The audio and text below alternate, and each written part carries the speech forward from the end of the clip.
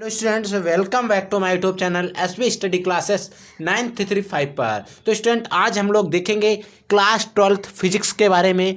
Class 12th physics के सभी महत्वपूर्ण प्रश्न देखेंगे जो आपके बोर्ड एग्जाम में आने के चांसेस सबसे ज़्यादा हैं। ये सभी महत्वपूर्ण प्रश्न जो हैं वो आपकी जो फिजिक्स की बुक है पूरी किताब से होने वाले हैं। इस बार हमने भौतिक विज्ञान में 65+ का टारगेट लेकर चल रहे हैं कि आपको 70 से 65 नंबर प्लस में पार करा के हमें दिखाना है। तो आप लोग हमारे साथ जुड़े रहिए, मेहनत करते रहिए। हम आपके साथ मेहनत करेंगे, हम आपको गाइड करेंगे, लेकिन मेहनत करना यानी कि जो सबसे अच्छी मेहनत करना है वो आपका काम है। उस मेहनत पर खरा उतरना वो आपकी काम है। हम अपना फ़र्ज निभाएंगे, आप लोग अपना फ़र्ज निभाइएगा। और आपको बोर्ड एग्जाम में अच्छे नंबर लाने हैं फिजिक्स के अंदर, और फिजिक्स ही नहीं हर सब्जेक्ट का नंबर आपको अच्छा लाना है। तो इसीलिए आपको वीडियो अंत तक देखना है। वीडियो आपको अवश्य ही देखना है, नहीं तो बाद में अगर आप पछताओगे तो कोई फ़ायदा नहीं होने वाला है, क्योंकि बोर्ड एग्जाम निकल चुका होगा। तो इस वीडियो के अंदर जो भी हम क्वेश्चन बताने वाले हैं आपको, वो क्वेश्चन आप ध्यान से देख लेना, ध्यान से पढ़ लेना। हमारा जो भी एक्सपीरियंस है इतने सालों का वो सब हम आपके साथ इस वीडियो में शेयर करेंगे, क्योंकि ये वीडियो सबसे ज़्यादा महत्वपूर्ण होने वाला है। अगर आपको बोर्ड एग्जाम देना है और अच्छे मार्क्स लेना है तो आप वीडियो को अंत तक जरूर देखना। तो आइए स्टूडेंट, हम वीडियो को शुरू करते हैं। जिससे पहले अगर आप लोग हमारे चैनल पर नए विजिट कर रहे हैं तो चैनल को सब्सक्राइब जरूर कर लेना और बेल आइकन को प्रेस करके ऑल पर क्लिक कर लेना, ताकि आगे आने वाले हर वीडियो का जो नोटिफिकेशन है वो सबसे पहले आप तक पहुंचे और आपको सबसे पहले वीडियो को सूचना भी मिल जाए। तो देखिए, इस वीडियो के अंदर हम जो भी प्रश्न देखेंगे और उन प्रश्नों के साथ साथ जो उन पर भी प्रश्न बनने वाले हैं, जैसे कि कोई अगर लॉन्ग क्वेश्चन आता है तो उस पर ऑब्जेक्टिव क्वेश्चन किस तरीके से बनते हैं, उन क्वेश्चंस को भी हम डिस्कस करेंगे इस वीडियो के अंदर। तो आइए सबसे पहले हम फर्स्ट क्वेश्चन की तरफ चलते हैं। जैसा कि स्टूडेंट, फर्स्ट क्वेश्चन है कि विद्युत बल संबंधी कूलाम का नियम क्या है। यानी कि जो विद्युत बल के संबंध में कूलाम ने एक नियम दिया था वो क्या था। देखिए, विद्युत बल के संबंध में कूलाम ने एक नियम दिया था। आइए उस नियम को हम देखते हैं। देखिए, इस नियम के अनुसार, किस नियम के अनुसार, वैद्युत बल संबंधी कूलाम के नियम के अनुसार क्या था, दो बिंदु आवेश, अगर Q1 Q2 अगर कोई दो बिंदु आवेश हैं तो उनके बीच लगने वाला जो विद्युत बल लगेगा, जो कोई दो बिंदु आवेश हैं Q1 व Q2, एक Q2 मान लीजिए और एक Q1 मान लीजिए, एक Q1 Q2 आवेश हैं, इनके बीच में एक बल लगेगा। इन दो बिंदु आवेशों के बीच लगने वाला जो आकर्षण बल होगा या जो भी बल लगता है, विद्युत बल लगता है, उनके जो परिणामी जो होते हैं, इनके दोनों का गुणनफल जो होता है वो गुणनफल के व्युत्क्रमानुपाती होता है। ठीक है, किसके गुणनफल के व्युत्क्रमानुपाती, आवेशों के। समझिएगा, फिर समझ लीजिए, दो बिंदु आवेश Q1 व Q2 के बीच लगने वाला विद्युत वाहक बल, कोई दो बिंदु आवेश हैं Q1 Q2, उनके बीच में लगने वाला विद्युत बल उनके परिणामी गुणनफल के अनुक्रमानुपाती तथा बीच की दूरी के वर्ग के व्युत्क्रमानुपाती होता है। ये चीज आपको अच्छे से ध्यान रखना है। अर्थात इसको हम लिखेंगे F directly proportional अनुक्रमानुपाती Q1 Q2 पर R स्क्वायर। किसके अनुक्रमानुपाती, दूरी के गुणनफल के अनुक्रमानुपाती होती, उनके बीच की दूरी के गुणनफल के जो होता है वो अनुक्रमानुपाती होता है। इस बात को आपको अच्छे तरीके से ध्यान रखना है। ठीक है, जैसा कि अगर हम इसके अनुक्रमानुपाती नियतांक को हटाते हैं तो हम लगाते हैं F बराबर 1/4πε0। अनुक्रमानुपाती नियतांक है, इसकी जगह पर हम लगाते हैं और Q1 Q2 पान R स्क्वायर। अगर हम F 1/4πε0 के मान की बात करें तो इसका मान होता है 9 × 10⁹ ये जो है इसका मान होता है। अगर हम बात करें एक सिर्फ एफ साइलेंट की मान, जो इसमें एफ साइलेंट है वो क्या है, वो निर्वात की विद्युतशीलता है, जिसका मान 8.85 × 10⁻12 होता है। इसका मात्रक न्यूटन मीटर स्क्वायर प्रति कूलाम होता है। ठीक है, इस चीज़ आपको ध्यान में रखना है। नेक्स्ट क्वेश्चन नंबर 2 क्या देखिएगा। देखिए, जो नेक्स्ट क्वेश्चन है कि परावैद्युत पदार्थ क्या है। यानी जो परावैद्युत पदार्थ होता है वो क्या होता है। देखिए, परावैद्युत पदार्थ क्या होता है, ऐसा कोई पदार्थ होता है जिसका परावैद्युतांक 1 से अधिक होता है। ठीक है, उसे हम परावैद्युत पदार्थ कहते हैं। जैसे देखिएगा, ऐसे पदार्थ जिनके परावैद्युतांक मान 1 से अधिक होते हैं उन्हें परावैद्युत पदार्थ कहते हैं। देखिए, परावैद्युतांक क्या होते हैं, परावैद्युत पदार्थ क्या होते हैं, ऐसे पदार्थ जिनके परावैद्युतांक का मान कितना होता है, 1 से अधिक होता है, उसे परावैद्युत पदार्थ कहलाता है। जैसे अगर हम बात करें तेल, कांच, और आपने मोम तो देखा होगा, मोमबत्ती, इन जो हैं एक परावैद्युत पदार्थ हैं, ETC। नेक्स्ट क्वेश्चन क्या है, क्वेश्चन नंबर 3 है हमारा, समविभव पृष्ठ से क्या तात्पर्य है। जो समविभव पृष्ठ होता है इससे क्या तात्पर्य है। देखिए समविभव पृष्ठ एक ऐसा पृष्ठ होता है जिसके सभी बिंदुओं पर जो विभव होता है वो समान होता है। ठीक है, देखिए समविभव पृष्ठ के बारे में, देखिए समविभव पृष्ठ क्या होता है, किसी वैद्युत क्षेत्र में खींचा गया वह एक काल पृष्ठ, देखिए आप यहाँ पर लिखा मिल सकता है वह काल्पनिक पृष्ठ, ठीक है, जिसके सभी बिंदुओं पर वैद्युत विभव समान होता है, समविभव पृष्ठ कहलाता है। किसी वैद्युत क्षेत्र में खींचा गया वह काल्पनिक पृष्ठ जिसके सभी बिंदुओं पर वैद्युत विभव जो होता है वो कैसा होता है स्टूडेंट, समान होता है, समविभव पृष्ठ कहलाता है। ये चीज आपको ध्यान रखना है। देखिए समविभव पृष्ठ क्या है, किसी वैद्युत क्षेत्र में खींचा गया वह पृष्ठ जिसके सभी बिंदुओं पर वैद्युत विभव कैसा होता है और समान होता है, समविभव पृष्ठ कहलाता है। इसके लिए कुछ शर्तें भी होती हैं, जैसे किसी आवेश को समविभव पृष्ठ, किसी भी आवेश को जो होता है समविभव पृष्ठ के एक बिंदु से दूसरे बिंदु तक ले जाने में जो किया गया कार्य होता है वो सदैव शून्य होता है। अगर कोई समविभव पृष्ठ है, यदि कोई आवेश है, कोई समविभव पृष्ठ है, उसके एक बिंदु से दूसरे बिंदु तक जो ले जाने में जो कार्य करना पड़ता है वो सदैव कैसा होता है स्टूडेंट, शून्य होता है। अब हम लोग देखेंगे नेक्स्ट क्वेश्चन नंबर 4। तो देखिए स्टूडेंट नेक्स्ट क्वेश्चन नंबर 4 क्या है, वेरी इंपॉर्टेंट क्वेश्चन, कई बार बोर्ड एग्जाम में आया हुआ है। वैद्युत परिपथ संबंधी किरचॉफ के नियम लिखिए। वैद्युत परिपथ संबंधी जो किरचॉफ ने नियम दिए थे उनके बारे में हमें डिस्कस करना है। किरचॉफ के नियम, पहला नियम किरचॉफ ने 2 नियम दिए थे, संधि का नियम, दूसरा नियम था बंद पास का नियम। संधि का नियम क्या होता है, इस नियम के अनुसार किसी भी परिपथ में किसी संधि पर मिलने वाली समस्त धाराओं का बीजगणितीय या बीजीय योग सदैव शून्य होता है। समझिएगा, अगर मान लीजिए कोई धाराएं आ रही हैं, इधर से उधर आ रही हैं और जा रही हैं, तो देखिए समस्त धाराओं का बीजगणितीय योगफल कैसा होगा स्टूडेंट, सदैव शून्य होता है। कैसे शून्य होता है, मान लीजिए जितनी धाराएं आएंगी उतनी ही जाएंगी, मतलब अगर आने वाले को मान ले पॉजिटिव और जाने वाले को मान ले नेगेटिव, तो ये अगर ये कट जाएंगी तो हो जाएगा शून्य। तो इस प्रकार से यहाँ पर आपको डिस्कस में बताने का टाइम मेरे पास नहीं है, हम आपको इसको आप समझिएगा, आपने पढ़ा होगा, यहाँ पर आप रिवीजन करिएगा। अगर आपने नहीं पढ़ा तो हमें कमेंट करिए, हम इसको अच्छे तरीके से इस पर एक सिंगल वीडियो बनाकर हम आपको अच्छे तरीके से समझा देंगे। इस नियम के अनुसार देखिए किसी परिपथ में किसी संधि पर, संधि यहाँ पर ये होती है, संधि मतलब होता है मेन पॉइंट, ठीक है, संधि पर मिलने वाली समस्त धाराओं का बीजीय योग जो होता है कैसा होता है, सिग्मा आई बराबर शून्य होता है, बीजीय योग। ठीक है, नेक्स्ट जो दूसरा नियम दिया था वो था बंद पास का नियम। बंद पास का नियम क्या कहता था, देखिए बंद पास का नियम है किसी परिपथ में किसी बंद पास में लगने वाले बंद पास है जो उसमें लगे प्रतिरोध तथा उनमें प्रवाहित होने वाली धाराओं का गुणनफल का बीजगणितीय योग उसी पास में लगे विद्युत वाहक बल के बीजगणितीय योग के बराबर होता है। समझिएगा, अगर कोई परिपथ है उसमें के बंद पास में लगे कोई उसका जो बंद पास होगा उसमें जो प्रतिरोध लगे होंगे उनमें प्रवाहित होने वाली धाराओं के गुणनफल का, उसमें जो धाराएं प्रवाहित हो रही हैं उनके गुणनफल का योग बंद पास में विद्युत वाहक बल के बीजीय योग के बराबर होता है, बीजीय योग या बीजगणितीय योग के बराबर होता है। जैसे सिग्मा आई आर बराबर होता है सिग्मा ई, विद्युत वाहक बल बराबर होता है किसके, धारा और उनके बीच के प्रतिरोध के। ठीक है, आई होप ये भी आपको समझ में आ गया होगा। नेक्स्ट क्वेश्चन नंबर 5 है कि द्विघात कोण क्या है। देखिए द्विघात कोण क्या होता है, द्विघात कोण क्या होता है, द्विघात कोण पर टिप्पणी करिए, इस प्रकार से क्वेश्चन आता है। तो द्विघात कोण क्या होता है, देखिए द्विघात कोण को आपको अच्छे तरीके से समझ लेना है। देखिए किसी स्थान पर चुंबकीय अमोत्तर, कोई पार्टिकुलर एरिया है उसमें चुंबकीय अमोत्तर अथवा भौगोलिक अमोत्तर, चुंबकीय अमोत्तर व भौगोलिक अमोत्तर के बीच जो न्यून कोण को उस स्थान का द्विघात कोण कहते हैं। देखिए अगर चुंबकीय अमोत्तर है और भौगोलिक अमोत्तर के बीच में एक न्यून कोण बनेगा, उस कोण को का उस स्थान को जहाँ पर एक बनेगा उस स्थान के कोण जो बनेगा वहाँ पर जिसका मान क्या होगा उसको द्विघात कोण कहते हैं। जिसका मान क्या होता है, भिन्न भिन्न स्थानों पर भिन्न होता है, अलग अलग स्थानों पर अलग अलग होता है द्विघात कोण का मान। ये बात आपको ध्यान रखना है। क्वेश्चन है यहाँ पर ऑब्जेक्टिव में आपसे आ सकता है कि द्विघात कोण का मान भिन्न भिन्न स्थानों पर होता है, अलग अलग, एक समान चेंज नहीं होता है, इनमें से कोई नहीं। इस प्रकार से आपको विकल्प होंगे, तो उसमें एक ऑप्शन होगा कि भिन्न होता है, हर स्थान पर द्विघात कोण का मान अवश्य, दूसरा होगा भिन्न होगा, कुछ अलग होगा।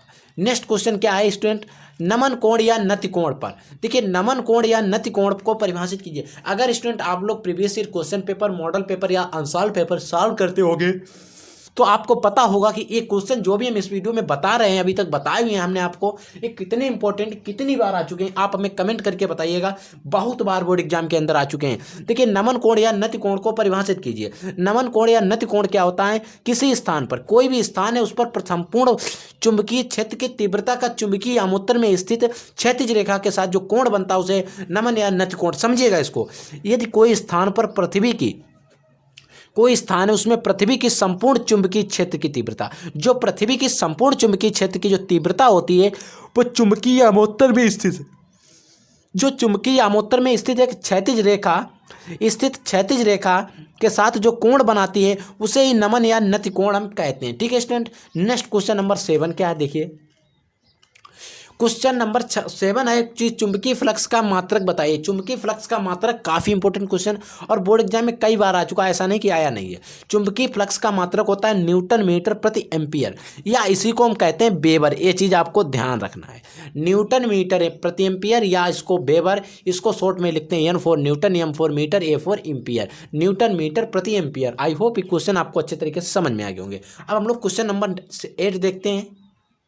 देखिए सर, नंबर क्वेश्चन क्या है कि पराबैंगनी तरंग तथा एक्स किरणों के एक एक उपयोग लिखिए। यानी कि जो पराबैंगनी रेस होती हैं और एक्स रेस के हमें अलग अलग या एक एक उपयोग लिखना है। देखिए, पराबैंगनी किरणों का उपयोग हम पहले बात करते हैं। इन तरंगों का उपयोग नकली दस्तावेजों, नकली नोटों, उंगलियों का पता लगाने में किया जाता है। आपके जो नकली नोट पहचाने जाते हैं वो पराबैंगनी तरंगों या किरणों के जरिए ही पहचाने जाते हैं। ठीक है। अगर हम एक्स किरणें की बात करें, एक्स रे की बात करें, इन तरंगों का उपयोग शरीर की टूटी हड्डी का पता लगाने में फेफड़ों के रोगों को लिए किया जाता है। देखिए, आप यहाँ पर एक्सरा समझ लीजिए।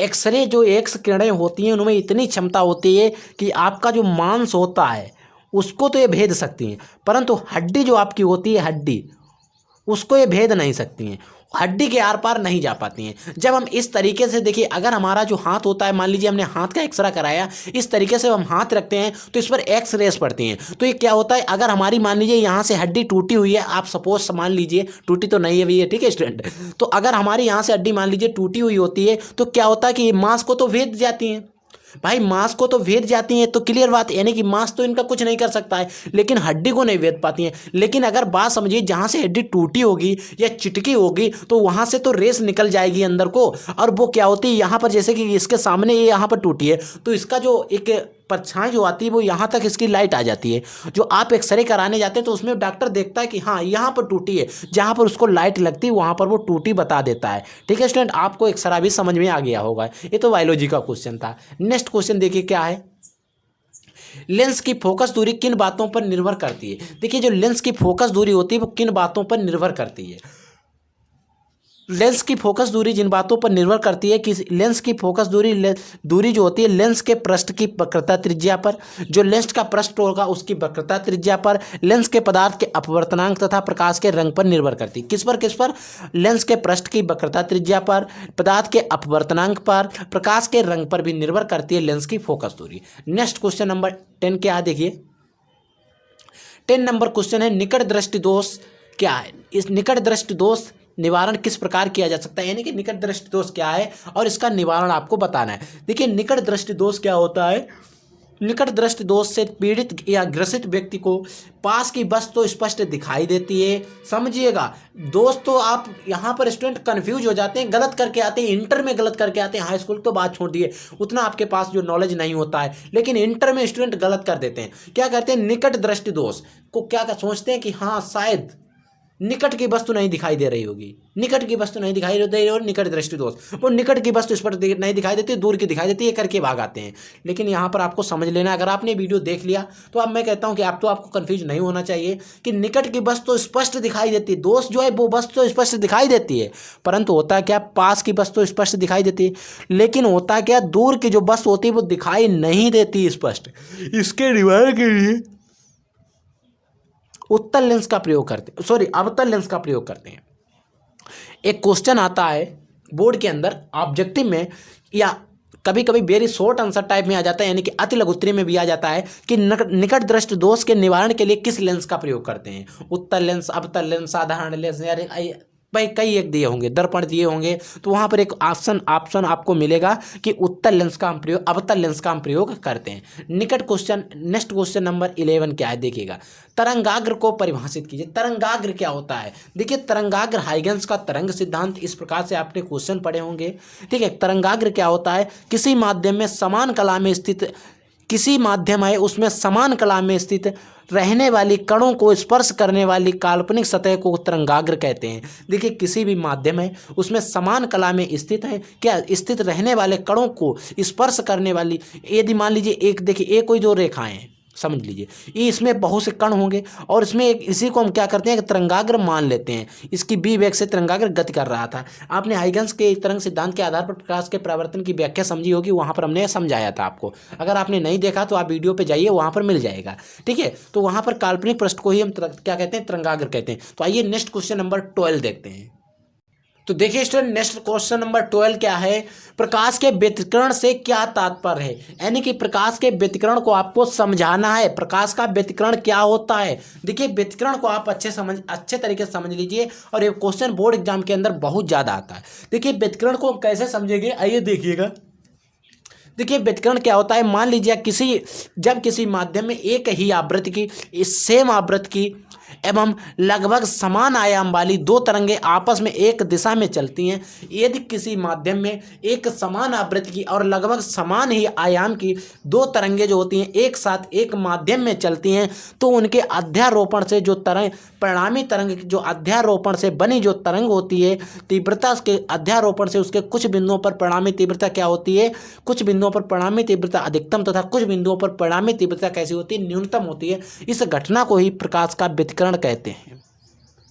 फिर समझ लीजिए, मान लीजिए कोई माध्यम है, ठीक है, उसमें समान आवृत्ति की तथा समान आयाम की दो तरंगें चल रही हैं, वो आपस में कहीं पर मिलेंगी, अध्यारोपण होगा, परिणामी तीव्रता तथा कुछ बिंदुओं पर तीव्रताएं उत्पन्न हो जाएंगी।